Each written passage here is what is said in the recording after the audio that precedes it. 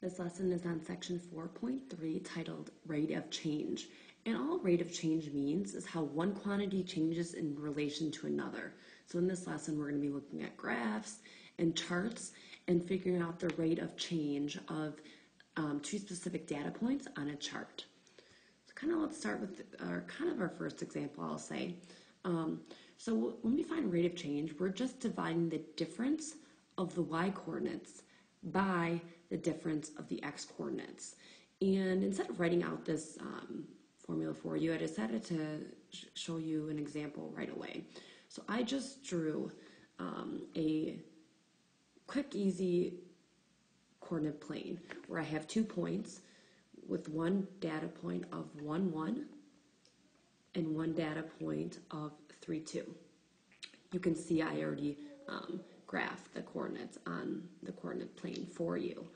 And what I'm going to be asking you in this example is to find the rate of change. And if you remember from the past, another way to say rate of change is called the slope or the steepness of that line you can kind of think about, but like we talked about. But to find the rate of change of the point 1, 1 and 3, 2, all we're going to do is what I just talked about in this example, actually with this example here, when it says divide the difference of the y coordinates by the difference of the x coordinates. Okay, so if you can see right here, all I did was rewrite the coordinates. So I have the point 1, 1 and I have the point 3, 2. And what I did is I titled the first x coordinate x1 and the first y coordinate x2. And I just consider that x1 and y1 because this was just kind of the first point that showed up on my graph. And then my next coordinate is 3, 2, so I labeled the 3 x2 and I labeled the 2 y2. So kind of first label it so you understand what you're subtracting, what you're dividing, and all we're going to do is we're going to take 2 minus 1, and that's what I showed you right here. And then I'm going to do 3 minus 1 right here, and that's what I showed you right here. So I'm going to subtract the y coordinates, and then I'm going to subtract the x coordinates. Subtract the y, subtract the x, and then divide them. So 2 minus 1 is 1. 3 minus 1 is 2. So my rate of change is 1/2. And I have a few more examples that go through this. I know it's a lot of writing here, but I just wanted you to see an example worked out before I worked them out for you.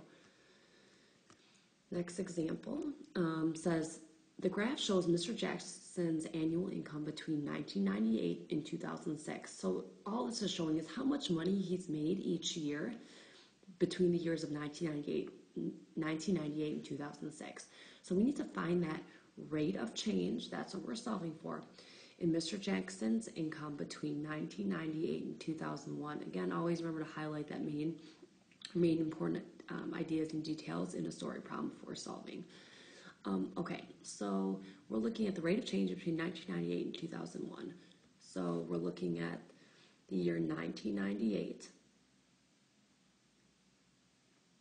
And then we're looking at the year 2001. So that's this point right here. Okay, so I'm actually just going to be kind of rewrite out these points so it's kind of easier to see. So we have 1998.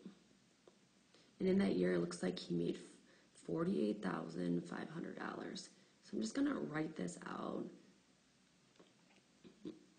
as coordinates here. And then we have the year 2001. And he made, looks like $53,000. So it looks like that he made a little bit more money that year. Okay, so I'm going to kind of title or label these points. So this is my x1, so it's my first x coordinate, and this is my second x coordinate. This is my first y coordinate, and this is my second y coordinate. Okay, so to find the rate of change, I'm going to subtract my y's, then I'm going to subtract my x's, and then I'm going to divide them. So I'm going to first subtract my y's. So I'm going to always go from the second point to the first point. So I'm going to say 53,000 minus 48,500. Then I'm going to divide subtract my second x-coordinate from my first x-coordinate, or my first one from my second one. So I'm going to do 2001 minus 1998.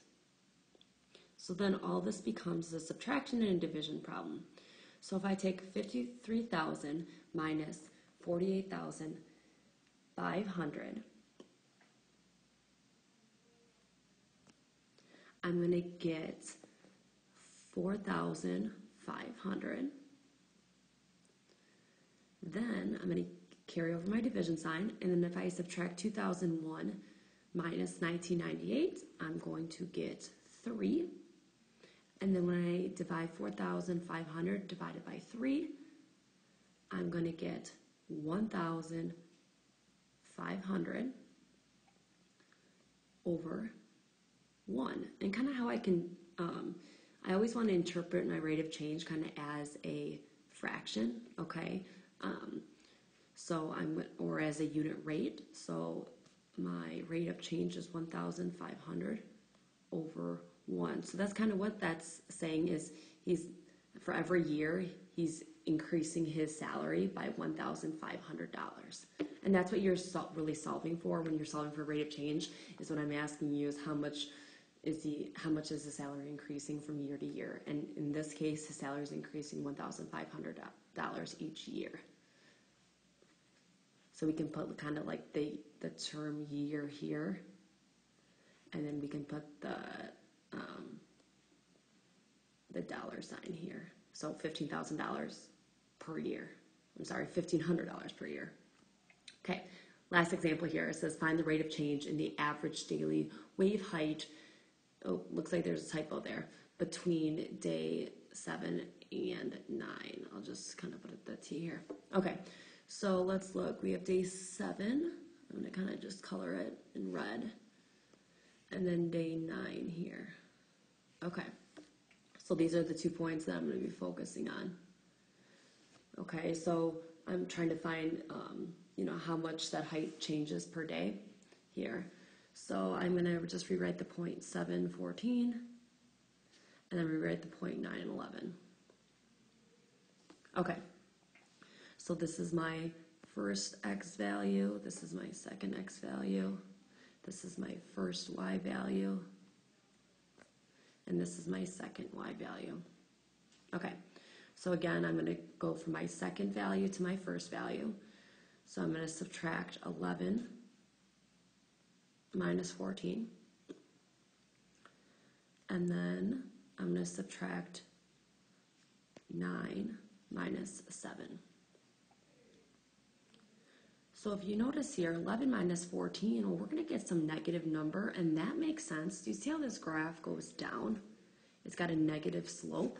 Because it has a negative slope, we know that we're going to have a negative rate of change. So because it looks like our height here is decreasing when we go from day 7 to day 9. Notice the height is decreasing. It's going from 14 to 11. So 11 minus 14 is going to be negative 3. Don't forget that negative sign. That's huge when describing the rate of change here. And then 9 minus 7 is 2. So our rate of change is negative 3 divided by 2, or every 2 days, it's going down. Can I have your attention, please? Sorry for that interruption, but so what this rate of change is explaining in this graph is for every 2 days, it's from day 7 to 9, it decreased by 3. So that brings me to the end of the lesson on rate of change. Thanks for watching.